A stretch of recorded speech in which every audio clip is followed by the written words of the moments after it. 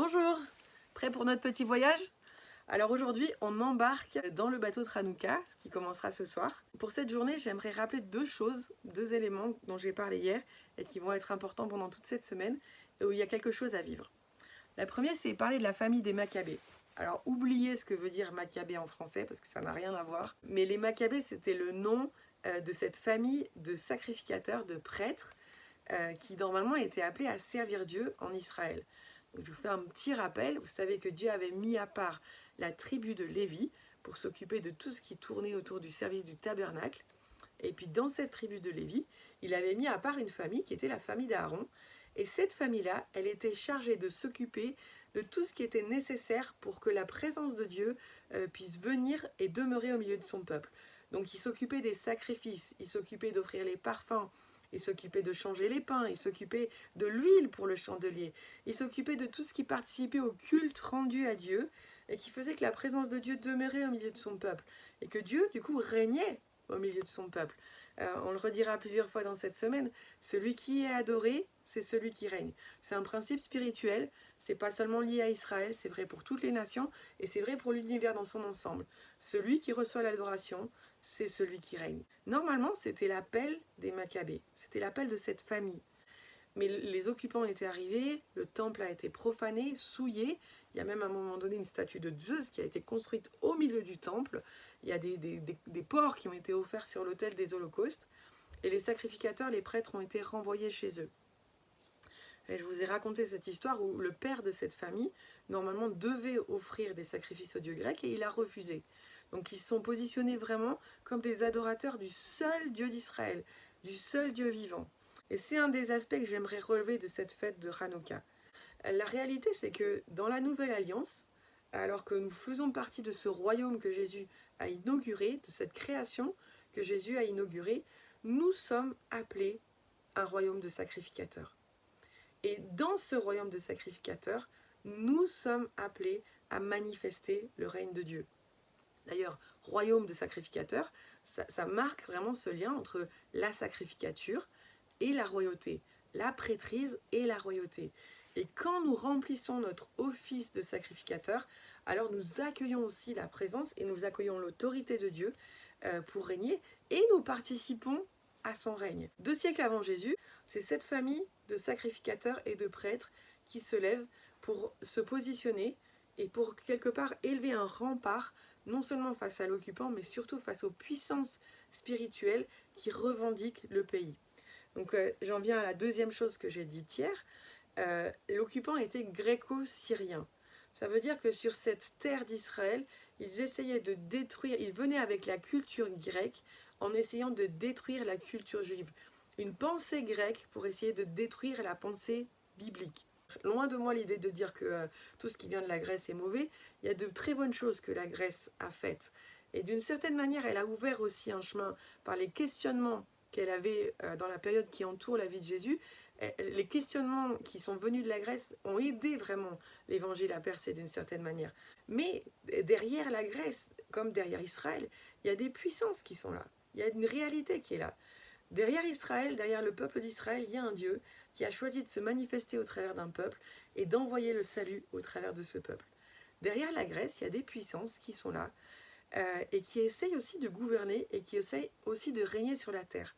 Et Dieu vient et il donne une loi, il donne la Bible, il donne la Torah à son peuple pour lui montrer de quelle manière il peut vivre pour une vie qui produise et qui libère la bénédiction, qui libère la faveur et qui libère les bonnes choses que Dieu veut pour nous et qui va amener le salut aussi.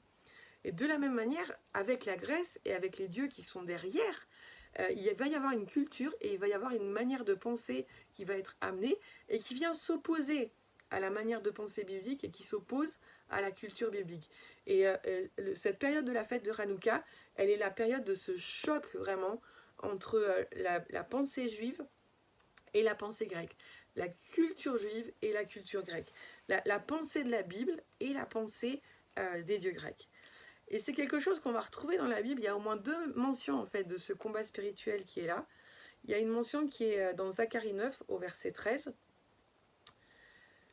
Je bande Juda comme un arc, je m'arme d'Éphraïm comme d'un arc, et je soulèverai tes enfants au sillon, contre tes enfants, ô Javan, et je te rendrai pareil à l'épée d'un vaillant homme. À l'intérieur du livre de Zacharie, en fait, on retrouve différentes batailles qui opposent Israël et les nations, et notamment, on retrouve cette bataille qui oppose Sion et Javan. Alors, Javan, c'est l'ancien nom pour la Grèce, et Sion, bien sûr, c'est un nom qui est attaché au peuple juif. Et là, dans ce passage, en fait, qu'est-ce que Dieu dit? Il va prendre Juda comme une arme de guerre. Il va prendre Éphraïm comme une arme de guerre. Et il va soulever les enfants. Ça veut dire qu'il va faire du peuple d'Israël une armée pour lutter contre Javan. Et j'aimerais quand même lire avec vous ce verset qui est dans la fin de l'épître aux Éphésiens et qui est le contexte dans lequel Paul replace le combat spirituel. Et je vais lire Éphésiens 6, à partir du verset 11. « Revêtez-vous de toutes les armes de Dieu, afin de pouvoir tenir ferme contre les ruses du diable, car nous n'avons pas à lutter contre la chair et le sang, mais contre les dominations, contre les autorités, contre les princes de ce monde de ténèbres, et contre les esprits méchants dans les lieux célestes. » Et il redit, c'est pourquoi prenez toutes les armes de Dieu. Donc on voit que dans la Bible, on retrouve ce combat entre Javan et Sion, pour reprendre les termes de Zacharie. C'est un combat qu'on va retrouver aussi dans le livre de Daniel. Vous savez que le livre de Daniel parle de différents empires successifs et de nombreux rois qui se succèdent en fait et qui font la guerre au royaume de Dieu. Et dans Daniel 10 et 11, je vous les laisse lire, il y a beaucoup de choses qui sont un peu obscures, mais on parle des princes, des puissances qui sont derrière la Perse, et il y a aussi plusieurs références aux puissances qui sont derrière Javan. Ce combat-là, c'est encore notre combat aujourd'hui. Et dans notre réalité, il y a quelque chose en nous et dans notre culture qui est influencé par la Grèce et par les puissances qui sont derrière la pensée grecque et qui vient faire la guerre à l'évangile et qui vient faire la guerre vraiment à ce que le Seigneur veut faire dans notre vie. Je vous donne quelques exemples, et ce n'est pas exhaustif. Par exemple, une des grandes différences, c'est que dans une pensée influencée par la Grèce, l'homme est au centre. Notre vie est au centre, nos besoins sont au centre, nos désirs sont au centre. Donc c'est tout ce qui donne naissance à l'humanisme. Alors que dans la pensée biblique, qui est au centre? C'est Dieu qui est au centre. Dieu est au centre de tout, il est au centre de l'univers. Il est celui qui soutient l'univers par sa parole. Il est celui qui dirige l'univers. C'est lui qui dirige les temps, c'est lui qui dirige les saisons. Donc la centralité de Dieu, c'est vraiment quelque chose qui est au cœur de la pensée biblique et quelque chose qu'il nous faut retrouver et qui lutte contre notre culture actuelle. Un autre aspect qui est important, c'est que dans la pensée grecque, on s'attache surtout à ce que les dieux vont faire pour nous. Est-ce que les dieux vont nous protéger, nous donner la faveur, nous rendre féconds, etc.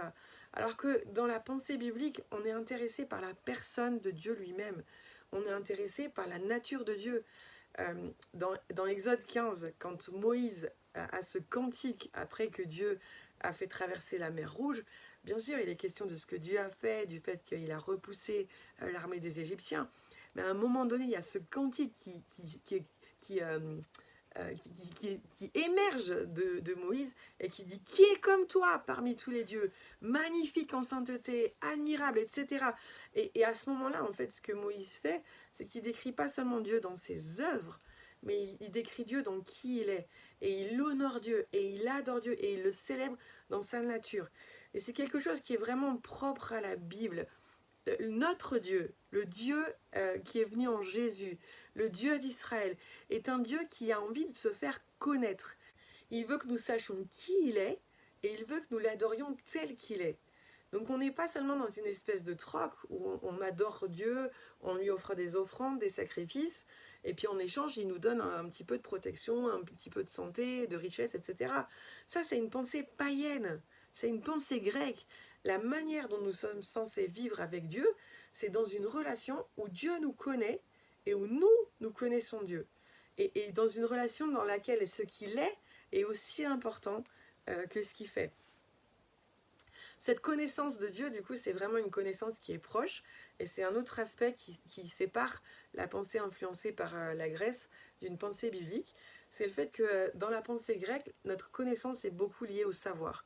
C'est la quantité d'informations que j'ai, le savoir que j'ai accumulé, la théorie que je peux répéter. Jésus a bien reflété plutôt la pensée juive ou la pensée biblique quand régulièrement il dit à ses disciples, si vous écoutez ma parole et que vous la mettez en pratique.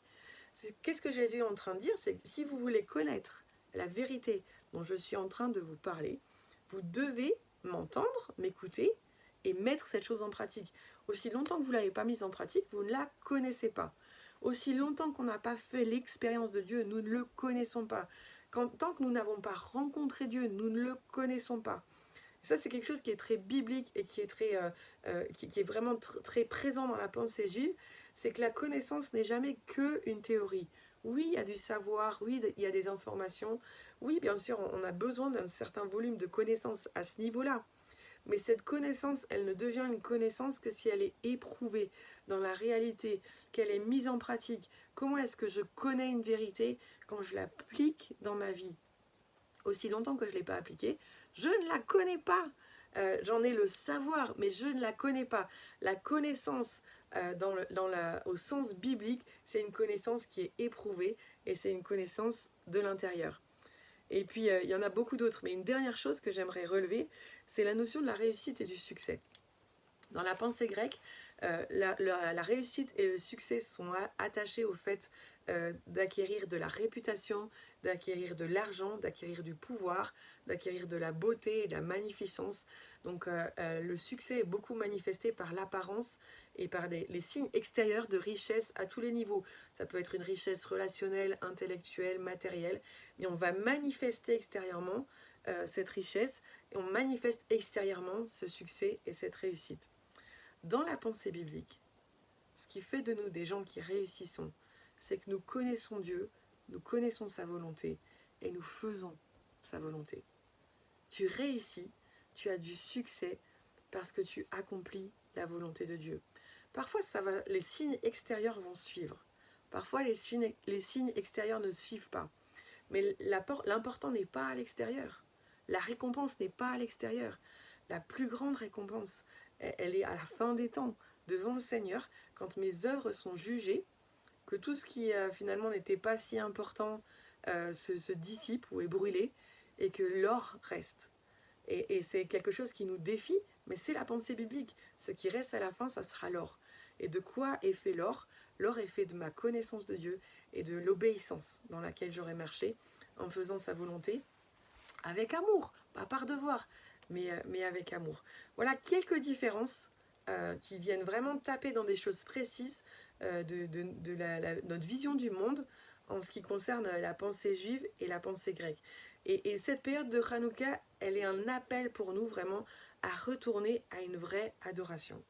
Et la vraie adoration, c'est pas une adoration juste où on offre quelque chose de nos bouches, mais où nos cœurs ne sont pas. Ça veut dire que Hanouka, c'est une invitation à revenir dans une vraie adoration où ma vie se réaligne avec les choses qui plaisent à Dieu. Ça veut dire que ce qui plaît à Dieu dans ma manière de penser, je vais le nourrir. S'il y a des choses dans ma manière de penser et dans ma vision du monde qui déplaisent à Dieu, je vais les laisser de côté et je vais les abandonner. Et si Dieu pense d'une manière, alors je vais m'aligner avec sa manière de penser. Et non seulement je vais m'aligner avec cette manière de penser, mais je vais la mettre en pratique. Et j'insiste là-dessus, ce que Dieu attend de nous. Et il le dit dans la Bible, à un moment donné, c'est dit clairement, l'obéissance vaut mieux que les sacrifices.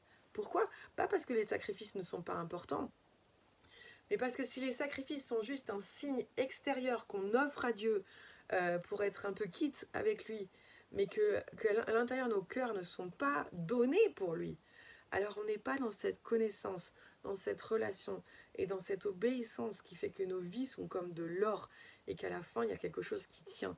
Et Dieu essaye de tirer de nous les choses éternelles, les choses qui vont tenir, les choses qui ont un fondement solide et les choses qui vont porter du fruit jusque dans l'éternité.